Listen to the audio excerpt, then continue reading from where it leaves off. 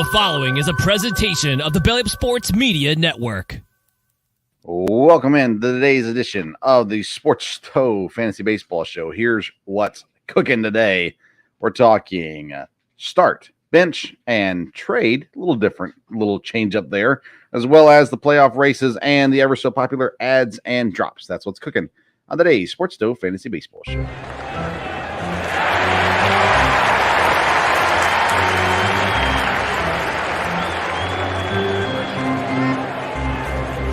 Play ball! Welcome in to an all-new edition of the Sports Stove Fantasy Baseball Show presented by Righteous Felon Jerky and BellyUpFantasySports.com. I'm your host, Vince Stover, joined by the senior fantasy baseball writer for BellyUpFantasySports.com, the one and only Kevin Wilson. Hey, Kev. Hey, how we doing this fine Sunday evening? Doing all right, man. We had lots of rain coming through, and I was actually napping. None of that going on around here. I had a nice Sunday nap going here just a little bit before I came down to do the show. So getting my prep in for my evening sleep tonight. Feeling good. Sounds good. Oh, man. All right. Well, hey, let's say hello to our live viewers watching us on the Sports Stove YouTube page and the Belly Up Fantasy Facebook page. Thank you for tuning in. And also all those listening later to the audio version on Apple Podcasts, Spotify, or wherever you get your podcasts. We are coming down to the end of it, Kevin. Right. We got 3 weeks after left. today, and we're the 3 weeks left. It's wild. So we won't have a whole lot more of these shows. Actually, we haven't talked about exactly when we'll wrap it up, but we're getting down to the end of it all. A fantasy baseball season. It's kind of wild to imagine that we've already gotten through a fantasy baseball season, but we're here, and we're going to keep you going through the rest of this the fantasy season, and help you hopefully get to your championships. Last year, right. Kevin and I made it to the what do you call that, semifinal? I don't know what you'd call that. We were in the playoffs in any case. Yeah, playoffs. The winner of our matchup went to the championship, and Dan D'Amico ultimately beat us. This year, Kevin's holding on to that 1 seed. At the moment, I'm still in the playoff hunt. We only have 4 teams that make the playoffs, and I still feel confident I'm gonna be able to make it in, as I'm currently sitting in 4th place. But I feel like I got a good situation ahead of me. So, but we'll try to help you have that same success in your. We are here to spread the good news. So there we go. Spread the good news. All right, let's get into segment number 1 today, and we call this the Fantasy Burner.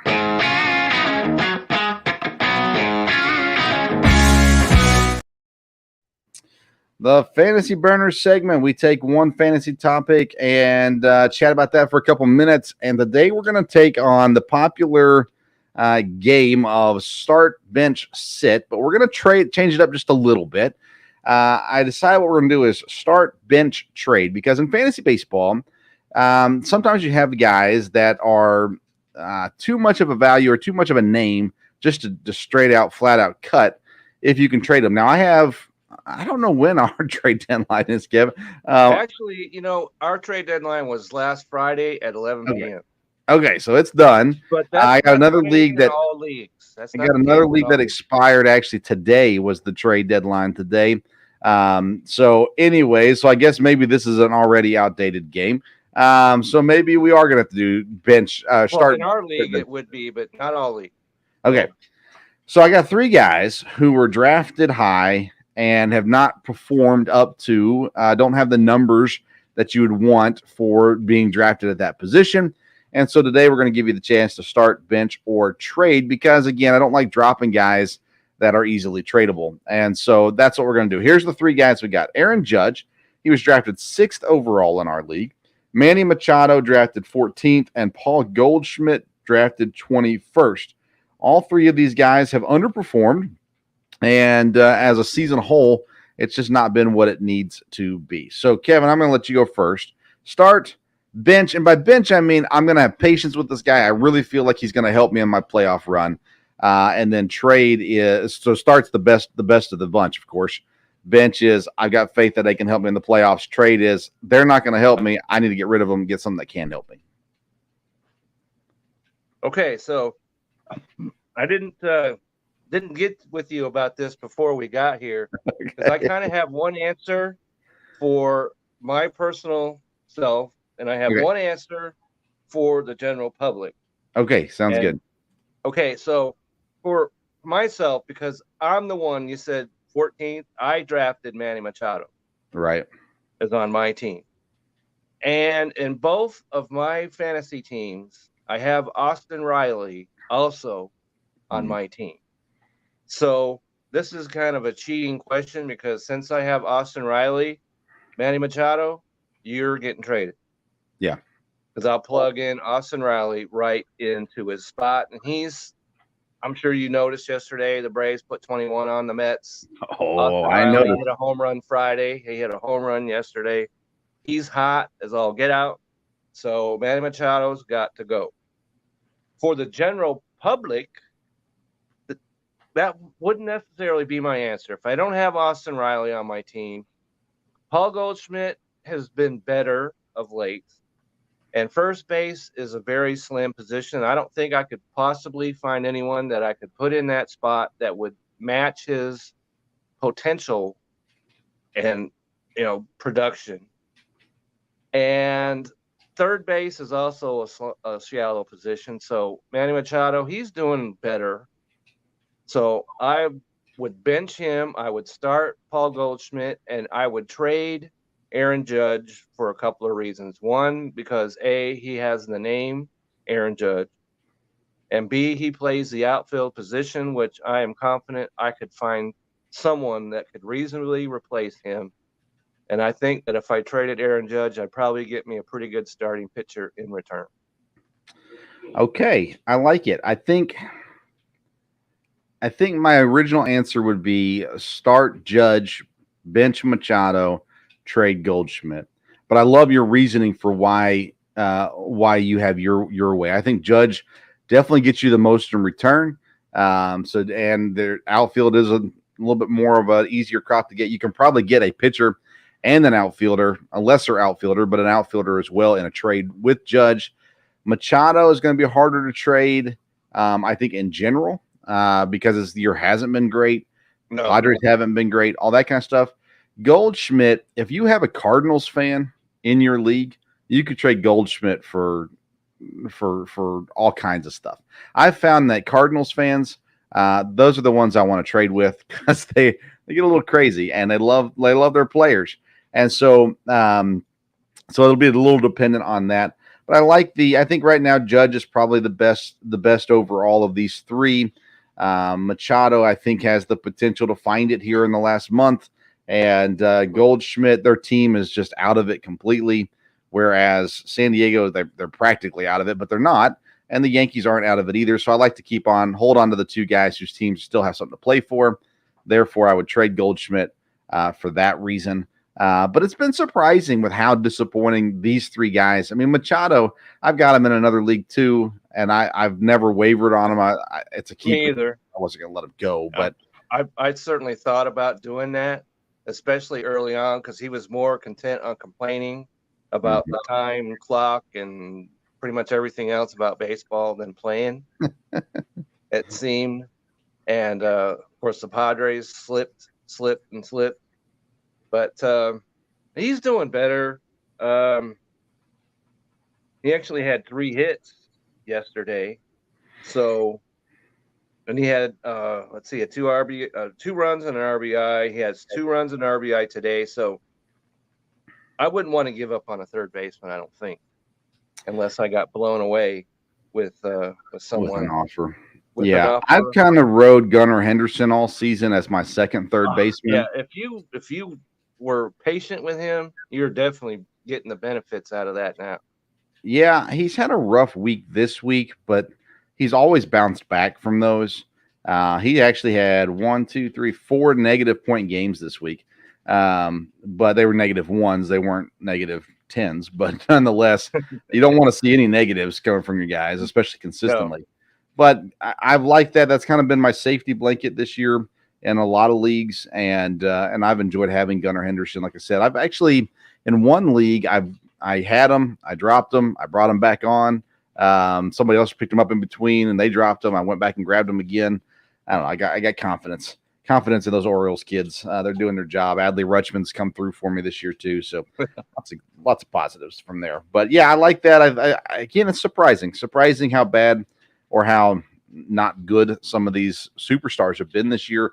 I looked at Juan Soto because, of course, he had a really rough start to the year. He has picked it up as well. Is there anybody else just off the top of your head that comes to mind that says, man, they haven't performed like I thought they were going to this year? There's quite a few of those. I'm going to see if I can pull up. I had a number of guys on this list. Yeah, so did I. Let's see. I can't believe the first baseman, Houston Astros, Jose. From the Astros. Yeah. Well, it wasn't Abreu, was it? Yeah. Jose Okay. Abreu. He has been absolutely awful. Plus, he's on the IL now. Yeah. And so and I was one of those that thought, well, he's going to Houston. That's a great landing spot for him. It just hasn't worked at all. And Astros are playing just fine without him. So Jose Abreu definitely goes to the list of my players that are most disappointing. He's certainly more disappointing than the three we just talked about. Yeah, definitely. Jordan Alvarez is a guy that I almost put on this list as well. He has 235 fantasy points this year. Goldschmidt has 271. So, I mean, you're looking at those numbers there. He was a guy I definitely considered to put on this list. A guy that you drafted I would put on this list is Vinny Pasquantino of Kansas City. Not that was a huge gamble in any way, but we certainly expected more out of him, and he's on the 60-day IL. Yeah, but if he didn't you get really injured, can't though. blame him for that, but he wasn't Right. playing that well when he was in. So I was You took liking him? him. He was Yeah. finding his groove a little bit. But yeah, Real Muto, we kind of talked about him in draft season. There's another guy that now I can't find him on here who I was thinking of. Well, any of the San Diego guys for the most part. Xander any of Bogaerts. those, pretty much, yeah. What about Cedric Mullins? This is a kid who had some really I hot have weeks. him in both of my leagues, and I'm right there with you. And he's back from the IL, and he hit a home run. So maybe he can get it together. If he can finish out the season, right? I mean, he had moments early in the season that he was the best outfielder. And then all of a sudden it kind of fell off, and then he got hurt. Then he got hurt, and he came back on Friday. Yeah. So there's still hope. I can pull that up because he's, like I said, he's on my roster. Cedric Mullins. Well, it wasn't too good. First 2 days, he was 0 for 4. All right. Yeah. Both days. And then today, he hit a home run. How about yeah. How about catchers as a whole? Catchers, as a whole, catchers was going to be a problem right from the start. And the guys that I think you and I both believed in, Melendez for one. Yeah, Varsho. Right. Varsho for another, simply because of that versatility. Yeah. Have really let us down, even though Melendez, I know we're getting ahead of ourselves, but he has come around this week. So if he's available, somebody might want to look into. I've got Melendez on all of my fantasy teams. Got him everywhere. But real quick at catchers, Adley Rutschman leads catchers with 281. Will Smith's up there. Sean Murphy, JT Realmuto, Jonah Heim. Those are the guys at the top fantasy points wise. Cal Raleigh's actually towards the top as well now. That's the guy that we wrestled with because of his high strikeout potential. Yeah. But he's put the ball in play more than we probably thought he would. Oh, yeah. And so if he's on your team, if he's your catcher, your fantasy catcher, you're in good shape. Salvador Perez, though, he was supposed to be a top guy, not a top guy. No. It's pretty much the guy that Tyler Stevenson, absolutely been awful. He's not even playing regularly anymore. Yeah. So, yeah. I know we're getting ahead of some. He's a guy I'm sure I'll be talking about a little bit later on. Okay. And so, and Alvarez is another one who, he's got 21 home runs, but 0 for 1, 1 for 4, 1 for 5 didn't play, 0 for 3 didn't play. So it's not looking good for Mr. Alvarez catching wise. So if you find yourself a workable catcher, you're doing good. And there are some. You just named off of some of those. Yeah. But there's a lot of catchers who definitely missed the mark this year. They sure have. All right, let's get on to our next segment we call the Call to the Pin.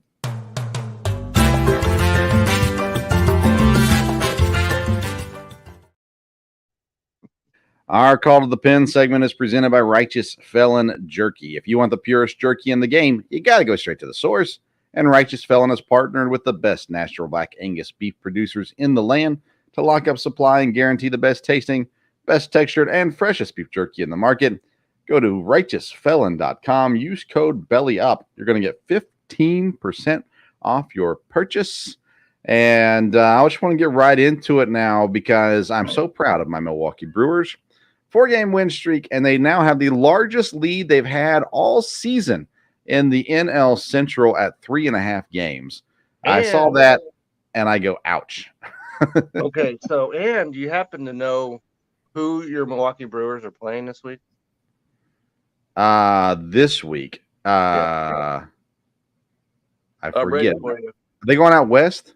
They're going out west. Yeah, Dodgers. Tuesday, Wednesday, Thursday, they play the Dodgers.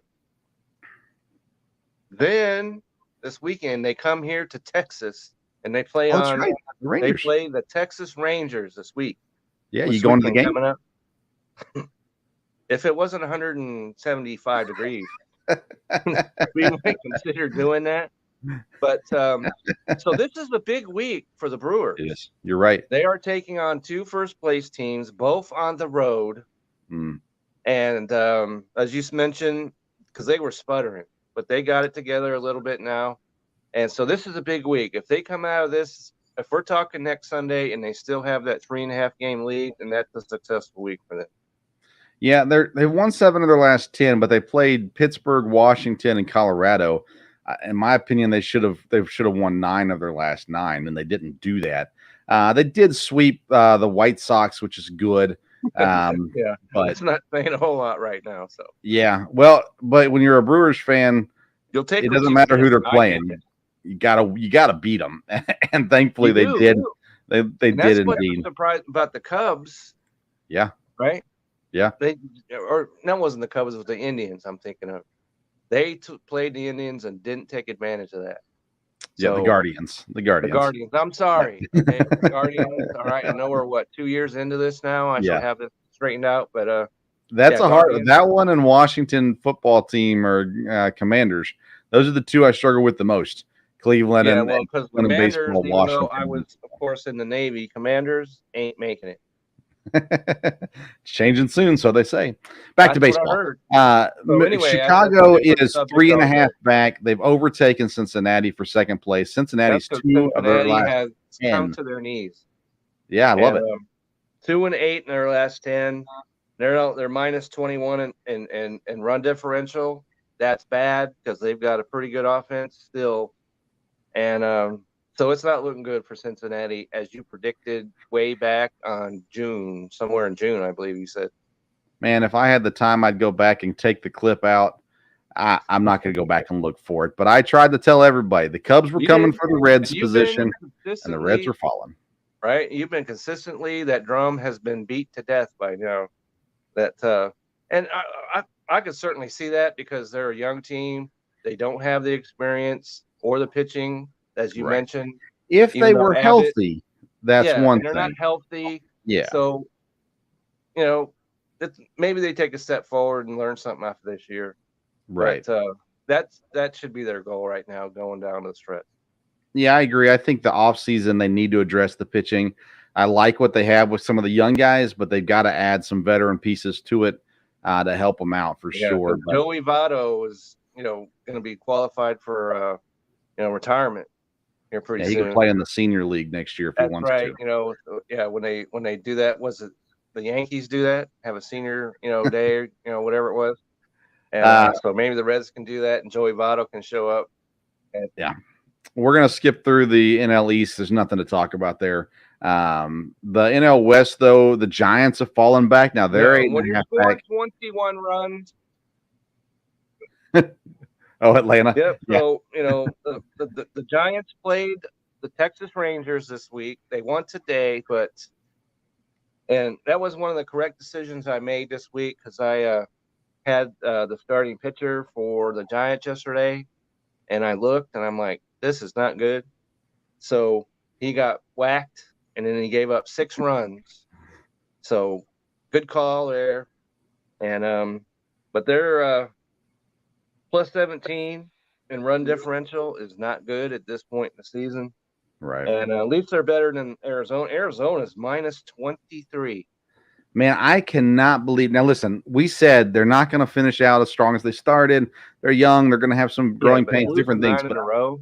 I did not see this coming at all. I didn't either. As you said, we saw them, coming back to earth, but they didn't come back to earth. They drove right to the center of it. So they can. How about those Dodgers? Dodgers have 8-game win won streak. 9 straight, and so everything's good. Clayton Kershaw pitched on Friday, looked good, and Lance Lynn. I was not convinced that Lance Lynn was the guy for the Dodgers, but he has pitched well. So, and Only somebody tried to tell you. yeah. And so pitching is the only thing that stands in the way of the Dodgers and at least getting to Atlanta in the NL Championship Series. Yeah. If they get pitching, they've got the hitting. They're plus 131 run differential, and Atlanta's plus 194, which is ridiculous, but that's easily the second best in the league.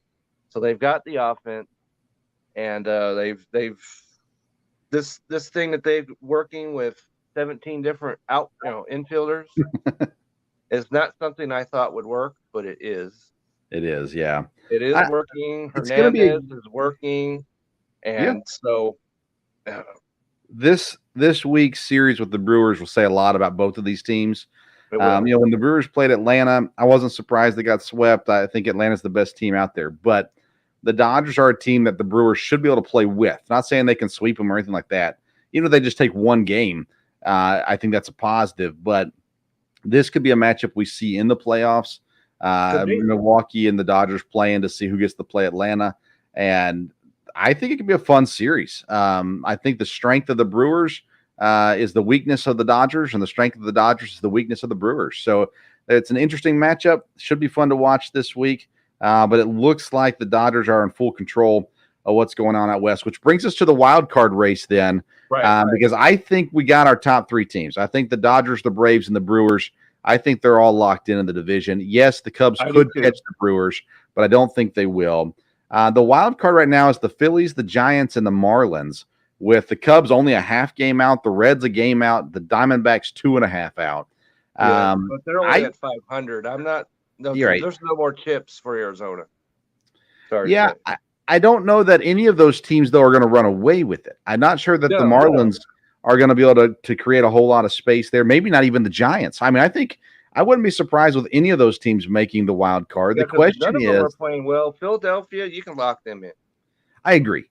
Yeah, but I think San Francisco, Miami, Chicago, Cincinnati, Arizona, to me, those are teams you don't know what's going to happen with them the rest of the way. And then San Diego is 3 games behind Arizona. If you're 3 games behind Arizona after they just lost 9 in a row, San Diego needs to cancel the rest of their season. And I'm in shock. Yeah. And it's interesting too because, of course, I'm on Reddit, and there were some people that were saying because the fans in San Diego show up every single day. I don't know if you saw Juan Soto when he made a comment earlier in the week about how there's no competitive fire, something like I'm paraphrasing what he said. And it's like, it's August, dude.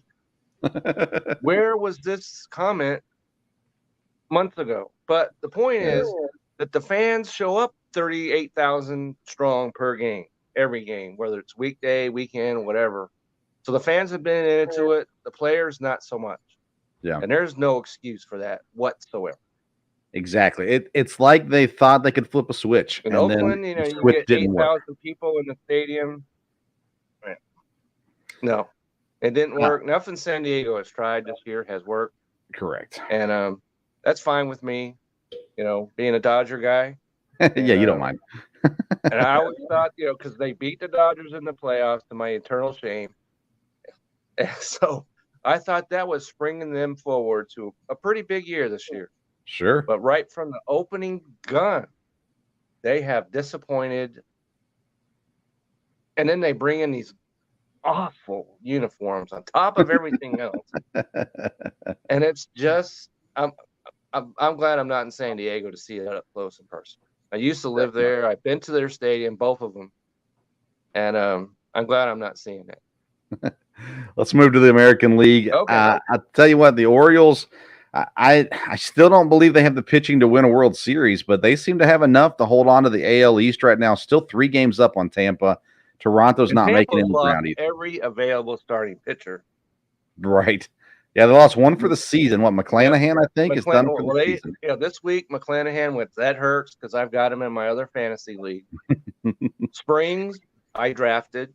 He's done. He's been done for months. Yeah. Rasmussen, I drafted. He's been done for months. And so what you're saying is Eflin got Kevin curse up today. Yeah, the Kevin curse is real in Tampa. Yep. So I'm sorry to say, Tampa, but I have to say, who was it that believed in him right from the start? That would be me. Yeah. You would think that would cancel out any curse whatsoever, but apparently not. Oh, it just adds to it, Kev. Okay. Tampa, interesting stat on Tampa. They're really good at home, 40-22 at home.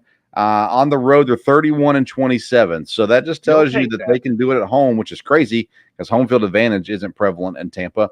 But they win at home and they do fine on the road. But you get to the playoffs, going to Baltimore in the playoffs is different than being in the Dome in Tampa. It is. It absolutely is. And you could say that about if you play in Baltimore or, if you wind up, but you're going to have to wind up playing somebody from the AL Central. Right. Whether it's Minnesota or Cleveland. No, it's Minnesota. Minnesota, I agree. Yeah. But yeah, I don't think the Central in, September, you probably might need some mittens while you're at the plate. Yeah. And so yeah, you're right. Yeah. So it doesn't look good there. Plus, the Astros are lurking. You got Texas. You can play indoors in Texas or Houston, so you're good there. Yeah, we won't talk about the AL Central again. I don't think there's anything to talk about there. Twins 4.5 up. I don't see Cleveland doing anything there. Let's go to the West though. Rangers still holding on, still that massive run differential. Great record, 70-48. They're 2.5 up on Houston and 6.5 up on Seattle. I like this West Division. I think the playoffs are going to be kind to this West Division, Kevin. I honestly think that we got a winner coming out of the West this year in the American League. I do too. As Texas is playing well, as you mentioned, and Dane Dunning was a guy that I was skeptical of after they made all those trades, but he has pitched extremely well, and so their pitching has smoothed out, and their relief pitching, Chapman has done what Chapman does, and so that straightened out their bullpen a little bit. They're hitting, as you mentioned, they're plus 182 in run differential. It used to be, remember, Tampa Bay was blowing the doors off. Right. But they're plus 182. Tampa Bay is now plus 146. So Texas has blown way by them offensively. And even though Josh Jung, their third baseman, is injured, and Heim, another all-star, has been injured. But they've won 8 out of 10, and they did that on the road. So the wild card race is down to basically 2 teams. Toronto's currently in. Seattle's on their heels. Now Boston could still make a run. New York could still make a run. Angels, I don't think so. But no, I think it's between Seattle and Toronto. They made all those trades. I'm like, well, you're just trying to pacify Mr. Ohtani. Yeah, it's not going to work. I think you had either to. way. And I don't blame Well, him for that. you kind of had to do that, which I totally get. I knew they weren't going to trade him, and they Yeah. didn't. And then they brought in these guys. Lucas Giolito, I was not sold on, and good for reason. He has not pitched well. I didn't think that he would fit in too well over there, and so give him credit for rolling the dice. But for what this now 7 years, there will be no playoffs come to Anaheim. I'll tell you what, those American League is tough. They're better than I thought they were coming into the year. Baltimore, we thought Baltimore would be better. We didn't realize they'd be this good. Texas, I didn't see this coming from Texas either. I thought they would.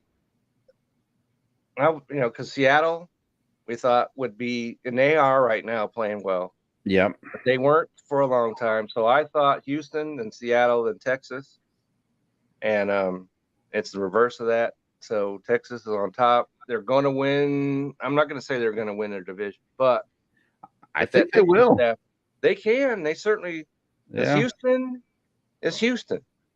Yeah. And then they got Justin Verlander back, who's making a liar out of me when I said he's not going to be an elite starting pitcher in the second half. But he wouldn't have been in New York, but in Houston, no. Yeah, he fits. Yeah, so that works for them. So it's going to be a epic run to the playoffs in baseball. And football, they all want the spotlight and everything else, but baseball deserves their own spotlight. Yeah, I like the top 4 in the NL, but I like all 6 in the AL. I like what we're seeing out of them. I think it's going to be a lot of fun. Any of them. That's right. Yeah, I think it's going to be a lot of fun. I still think the Braves are the best team overall, but I think the AL is going to put up a pretty tough shot here throughout this following run. All right, that is our call to the pen presented by Righteous Felon Jerky. Go to righteousfelon.com. Use code BELLYUP for 15% off your purchase. It is time for our third and final segment, the Fantasy Focus.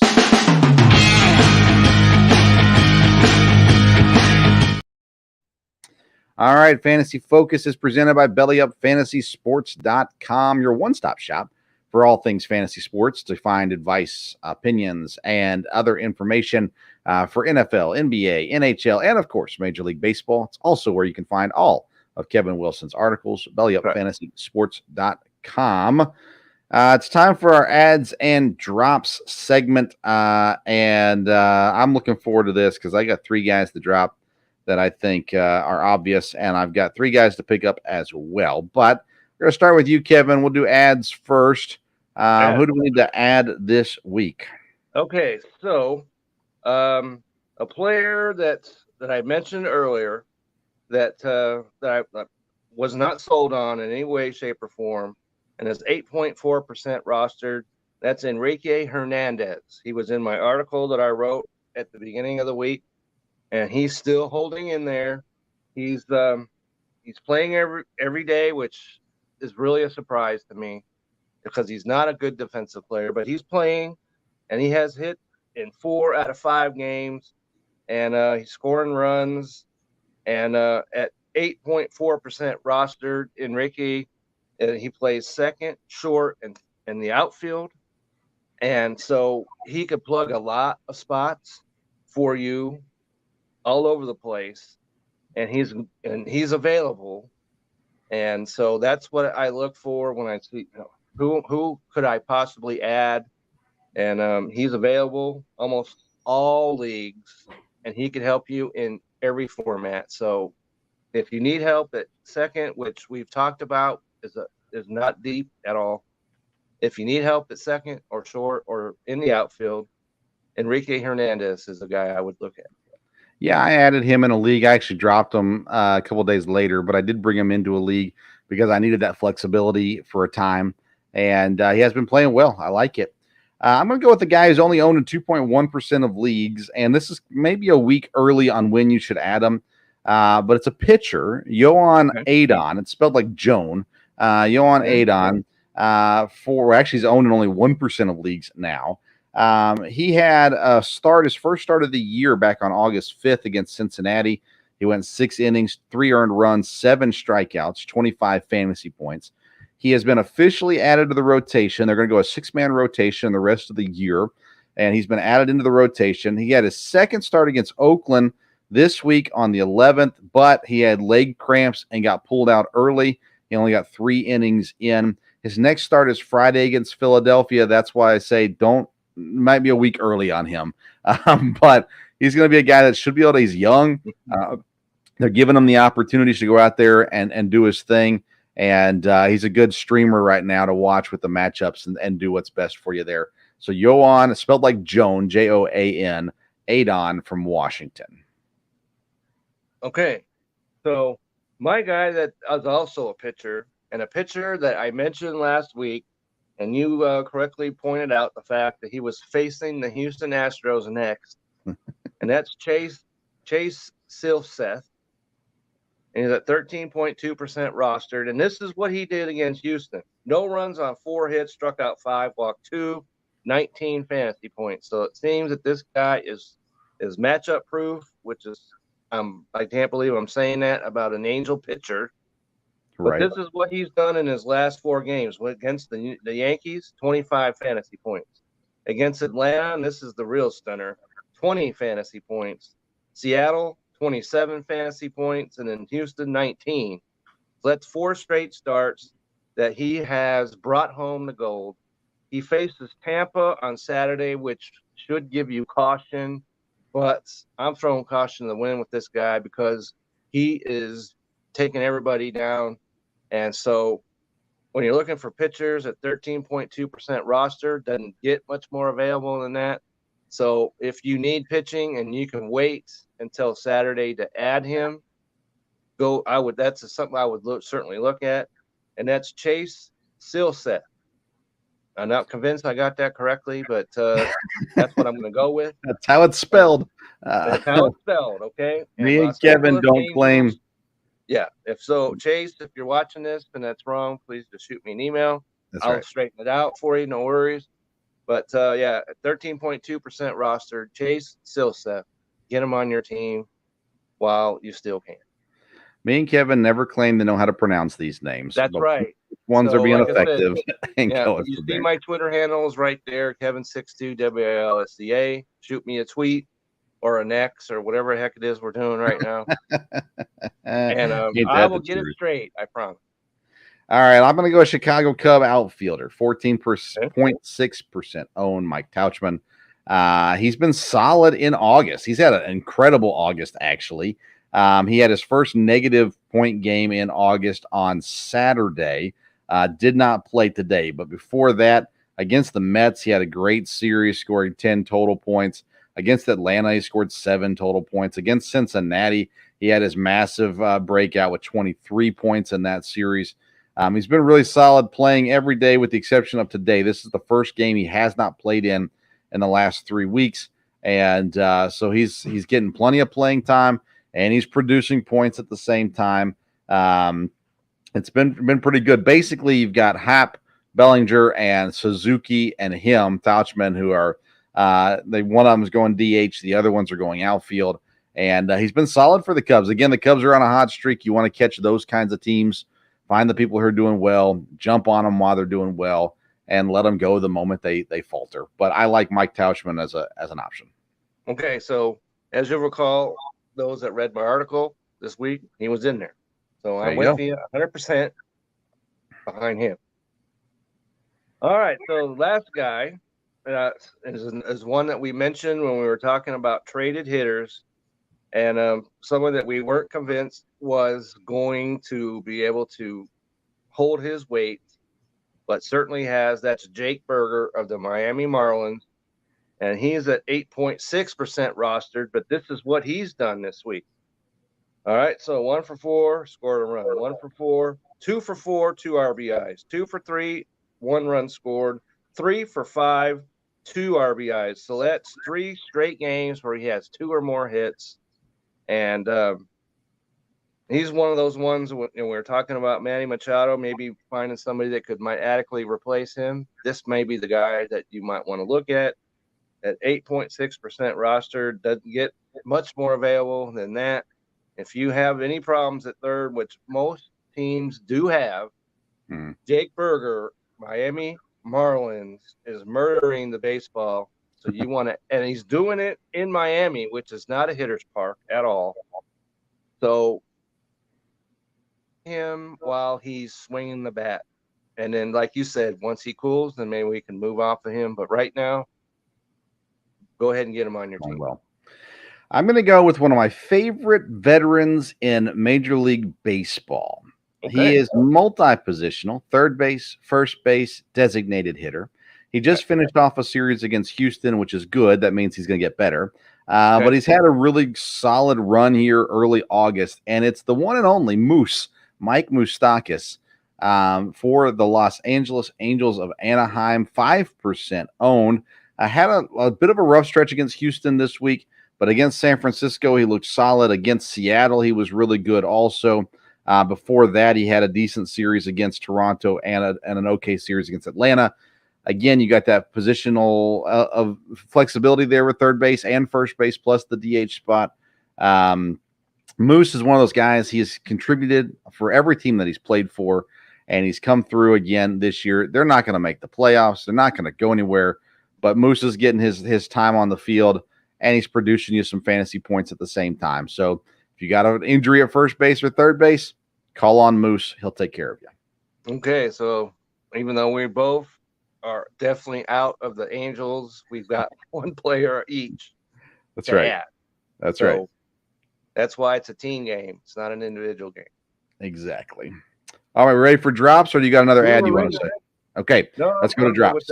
So the drop that I mentioned earlier, and that's Alex Cobb, starting pitcher, San Francisco Giants. And this is a guy he's about 62% rostered, but this is what he's done in his last two. And the biggest crime that he committed, all right, was in the start before this last one against the Oakland A's, the defensive list,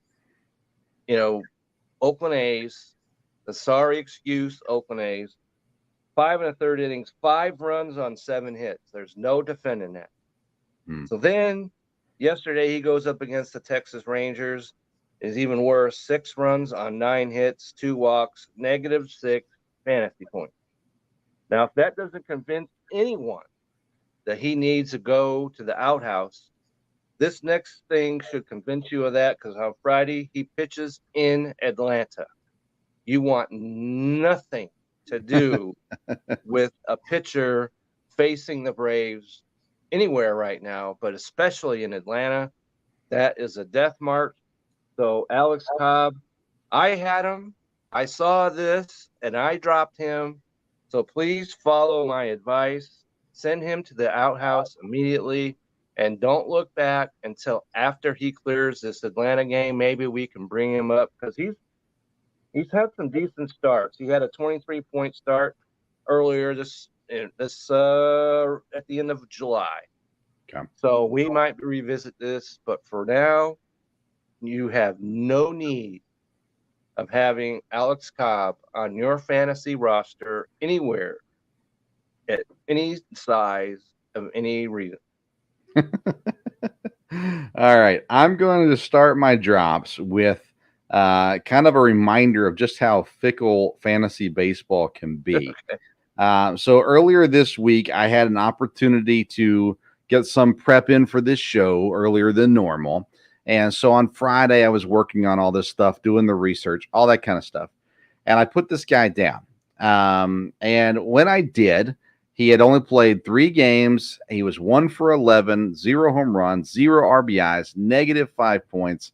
And I was like, perfect. Everybody jumped on him because he's got a big name, but he's been injured. He's finally back, and he's doing horrible. You need to let him go. And it's Trevor Story.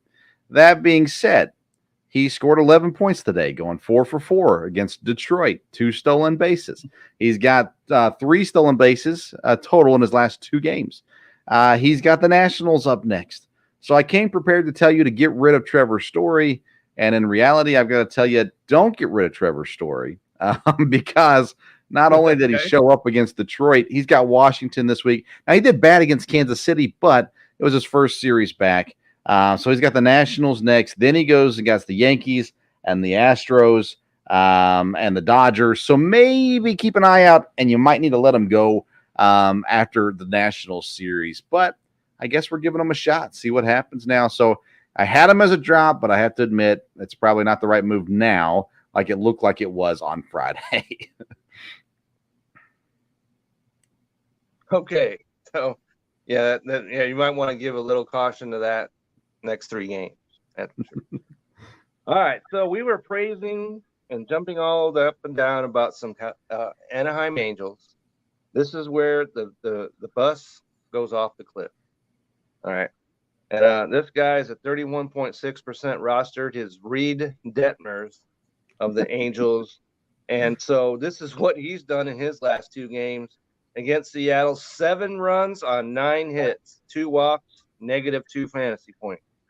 At Houston, which, you can kind of give, a little leeway for that. But still, 7 runs on 7 hits, 3 walks, -15 fantasy points.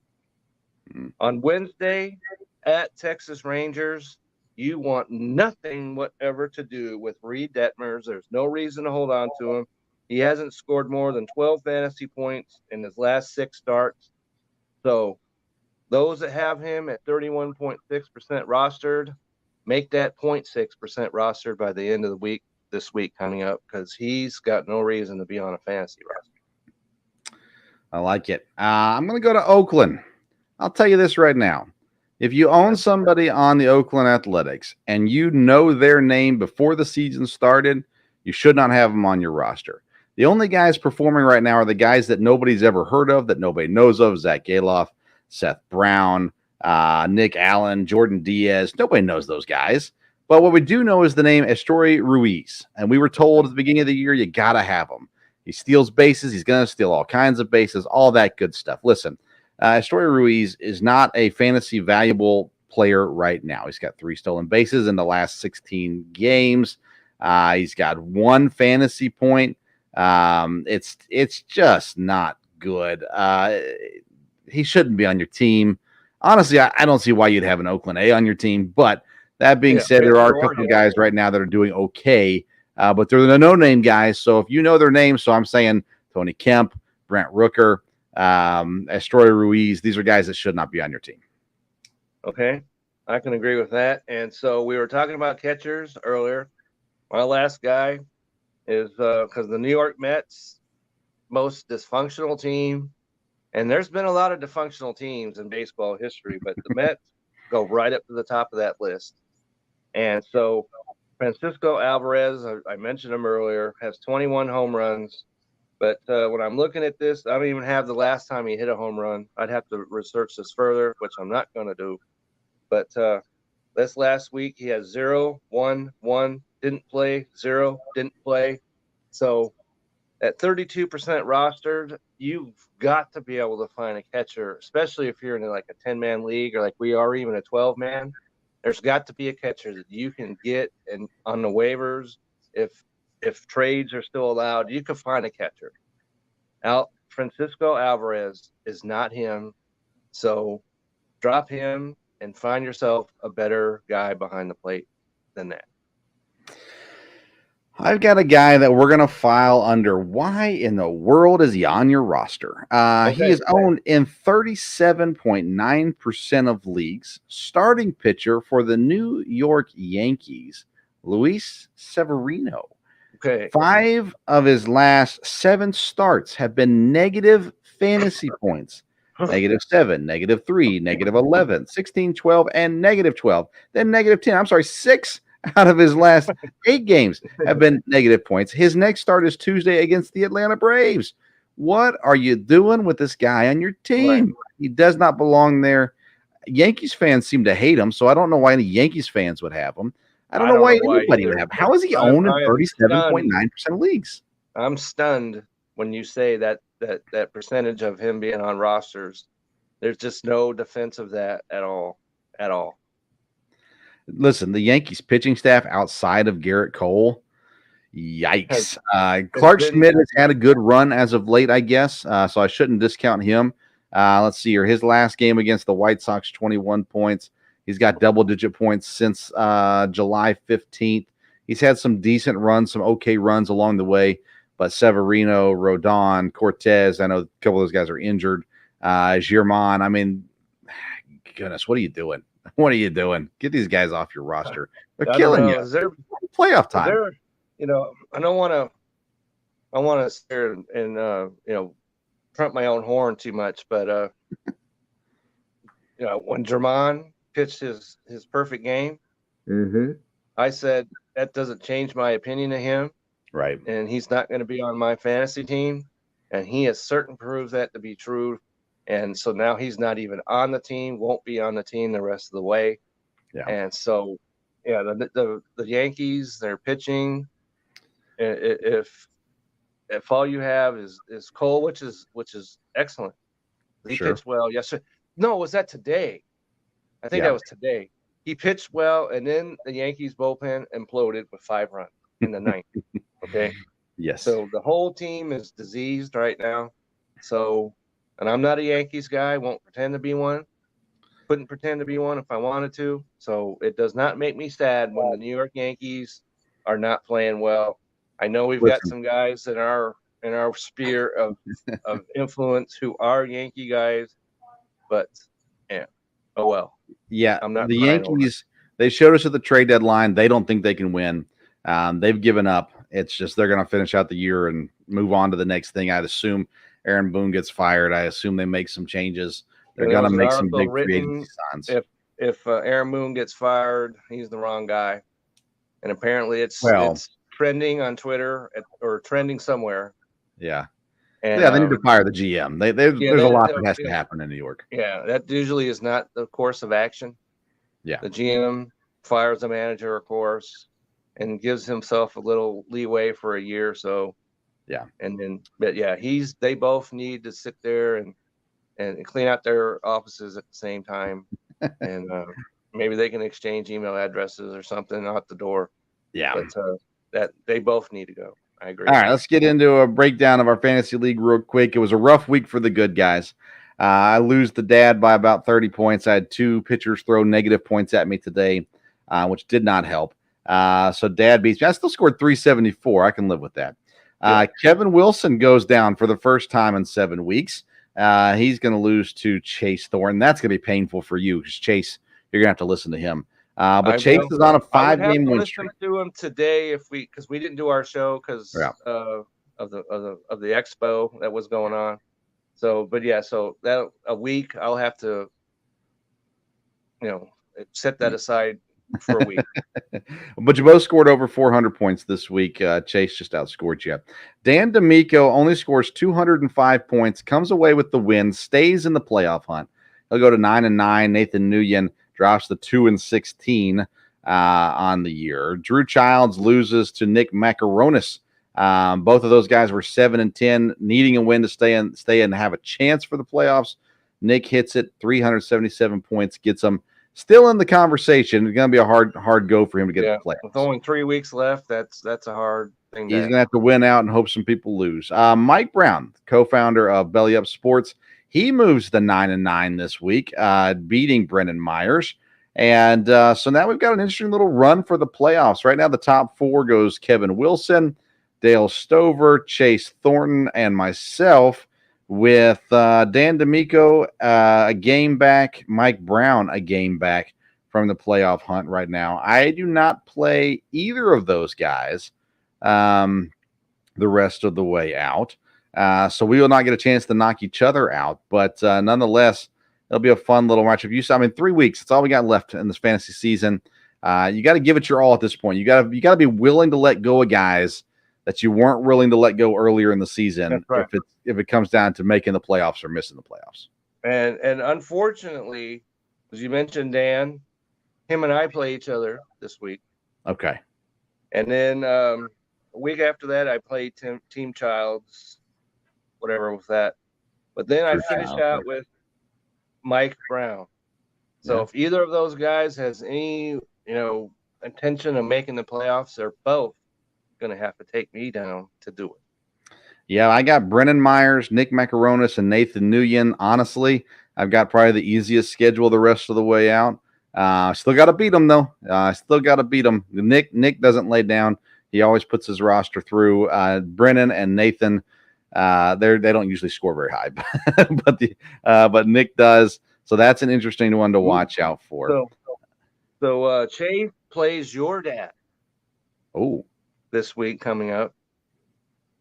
So that would be interesting to see. Yeah. And Nick and Mike play each other. So that'll be interesting to see. You've got Sell the Team or whatever you want to call himself. So Brennan Myers, yeah. That's coming up. It's going to be a fun one the rest of the way out. I'm looking at Mike's schedule right now. He's got Nick, Nathan, and he closes out with you. So Nick and you are going to be a hard matchups for him. Basically, what it comes down to, I just need to win out. I just need to finish it off, and if I can win 2 weeks, I'll be in. Not looking good for Dan because he's got, like I said, he's got me. He's got your dad. Yeah. So that's not looking good at all right there. So. Yeah, and Dad's got Chase, Dan D'Amico, and Drew Childs to finish out his year. Dad's in. You and Dad are set. And honestly, I feel like me and Chase are pretty well set as well, but there's a chance for Dan D'Amico and Mike Brown to make a run at the end of the day. But at this point, if I win twice, I'm in. If Chase wins once, he's in. Actually, my playoff percentage is higher than Chase's. I guess that's because of who I'm playing against. But you and Dad are both locked in to the playoffs, and we'll be ready to rock and roll in 4 weeks to start off the playoffs. So we'll be ready for that. You know I'm ready. Oh yeah. So no worries about that. So as it currently sits, me and you would face off in round 1 of the playoffs. Well, that kind of has a familiar ring to it. Yes, indeed. Good times. Good times. All right, Kev, what's going on in your world this week? So, as I mentioned earlier, I have an article out, week 18 pickups. Some of those players may not be applicable at this point, but you might want to go check it out and see if any of them on there still are swinging the bat or pitching. And then I had an article that I wrote and I didn't mention them in my drop section right here, because I have my whole article is on Tim Anderson of the Chicago White Sox. All right. Yeah. I was sitting there and I was doing my research like you're talking about, and I came across his name and I could not believe the roster percentage that he had. And I'm thinking to myself, what in the world is going on with this? This is insane. He should be nowhere near anyone's fantasy roster at this point in the season. I don't care what kind of league you're in, what the size is, or anything else. And so I put together an article explaining my reasons why he needed to be dropped. And so, I posted that to my good friends, the Legions over there on Reddit, and they came after me like a dog taking down a bone, saying, "What are you saying? This guy should have been dropped months ago," which was my point. Yeah. Which was my point exactly. So what in the world is the 40% of people having him on their roster doing? Yep. And so I got ridiculed some for that. So I accepted that ridicule and said, hey, if this helps one person to see the light and drop him from their roster, then you've done your part. Be worth the effort that I put into this and the ridicule that I took because of it. As people say, it pretty much boils down to the word duh. Drop him today, duh. Yeah. I don't need you to tell me that. Well, somebody needed to be told that. So 40% of people. Yeah. Very good. I'll drop my power rankings tomorrow night or Tuesday morning. I've been dropping them on Sundays. Last week I dropped it later in the week, and guess what? It found some people. As a matter of fact, we were the 3rd trending power rankings article I saw in that. all the world. Yeah. I saw that. So, so congrats to you on that. Thank you. Yeah. So I figure, well, maybe people would rather see it on Tuesday versus on Sunday. So we're going to drop it a little later here the rest of the season. And you can catch that at bellyupsports.com. You can catch Kevin's articles at Belly Up Fantasy. Belly Up Fantasy Live, or bellyupfantasy.com, not live, but that's Belly my show that I'm doing Sundays at 10 p.m. Central. You can check that out. Yeah, football is alive and well. My dad and I start our NFL coverage this Wednesday, so you can tune in at 8 o'clock for that. We just finished the college preview. If you missed those past episodes, you can always catch those. And then we're having the Sports Stove local hour this week again as well. Myself and EKU defensive lineman Ryan Jackson are previewing the positions, and we're getting to linebackers this week for EKU linebackers there as well. Thank you to BellyUpFantasySports.com for their support of the show. Thank you to Righteous Felon Jerky. Go to RighteousFelon.com and use code BELLYUP. Get 15% off your purchase. Thanks to Kevin Wilson. Taco or lemon pepper flavor. Right. Thanks to Kevin Wilson for coming on as always. And thank you for listening to today's edition of the Sports Stove Fantasy Baseball Show. Until next time, we'll see you around the Sports Stove. Everybody have a great week.